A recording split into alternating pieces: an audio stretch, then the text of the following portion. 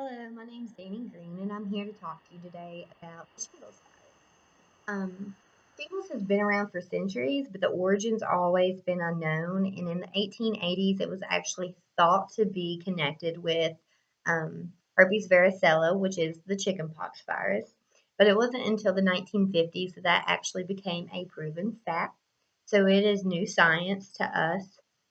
Despite early education, awareness, and immunizations, the United States is still having large numbers of outbreaks of shingles.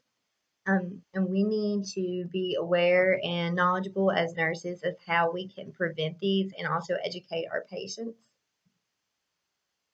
According to the CDC, there is an estimated 1 million cases of herpes zoster in the United States annually.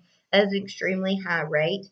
Um, Especially where they can be prevented through vaccines. Not only is the prevalence high in the United States, but actually we have a reported 96 deaths a year associated with the shingles virus. The shingles is actually transmitted through contact, so we need our contact precautions when taking care of these patients, and we need to explain this to loved ones and family members that are caring for these patients at home. One may be infected with shingles before developing the rash or the blister, but this is not contagious at this stage. Transmission is only possible while the rash or blister is open and is not crusted over. And I actually have a picture for you here, if you can see it down.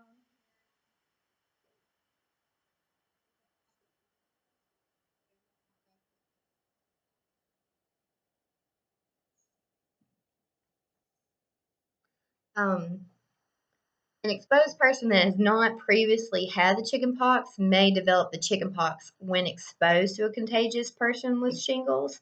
One cannot develop shingles from contacting a person with shingles. So, let's say I've had the chickenpox, I've also had the vaccine, but I'm at risk for developing shingles later in life under a stressful event. But I would not catch shingles or the chickenpox from coming in contact with one that has an open case. Shingles is most commonly known as a painful rash, and it most of the time presents on one side of the body, like I showed you in this picture here. Notice that this is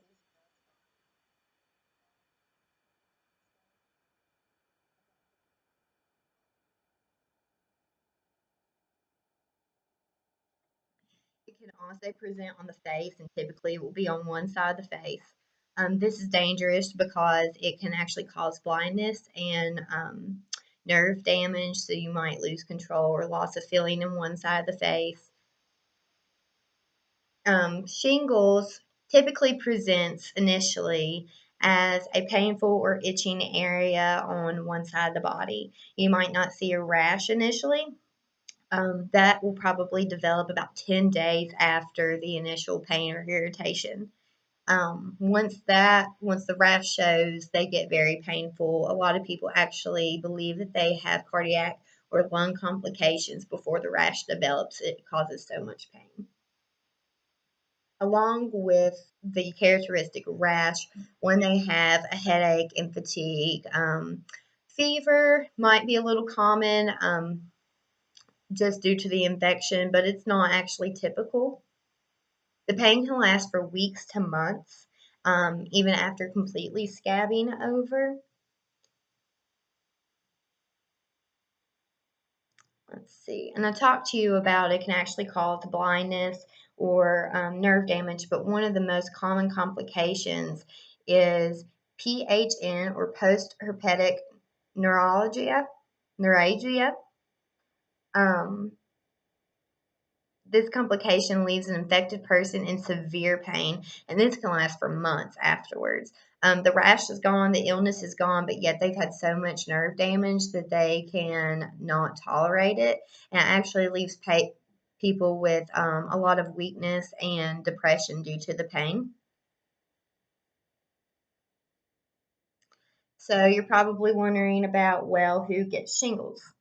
For anyone that has had the chicken pox, you have the shingles virus laying latent in your spinal cord, and at any time that you develop a depressed immune system or stressful event in your life, that can develop. Chemo cancer patients are definitely at risk due to their low immune system. Autoimmune patients such as MS, um, even patients with HIV, AIDS, and stressful life events.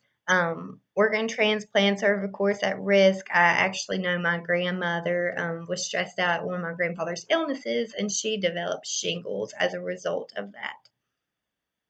It is most common in persons that are 50 years of age or older.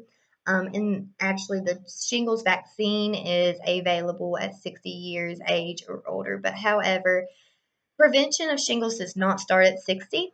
Um, it actually starts further back with the chickenpox virus. If we educate young parents about shingles and the chickenpox, they're more likely to get their younger children vaccinated for the chickenpox. If they are vaccinated, there is a less chance that they will develop shingles later on in life. Even though we are giving vaccinations with the chickenpox virus, it is not a live vaccine, therefore, there is no virus to lay dormant. Um, a virus does lay dormant, but it's just enough for your body to recognize immunity against the chickenpox virus. There is not enough virus there hiding away that can develop into shingles. So the chickenpox vaccine is the number one prevention to the shingles virus. If you do develop shingles, there are a couple of different treatments. Most of them are antivirals. You may have heard of them before. A really common one is acyclovir. However, these medications are extremely expensive and very harmful to the liver, so treatment with them is not very compliant. You might have patients that can't afford to even start the medication, or you might have patients that start the medication and never finish it. There are also complications such as cirrhosis of the liver that can develop. These patients have to really be monitored. Their liver enzymes need to be monitored very frequently. And this might also present complications with um, finishing up treatment. So I know that was kind of a quick overview of shingles. However, the most important thing is to be able to start. If you're a pediatric nurse, you are the perfect nurse to be doing this education, because we need to let them parents know that we need to protect their children from the shingles virus by getting vaccinated for the chickenpox. I hope this broke things down a little bit for you, and thank you for letting me take some time to explain this.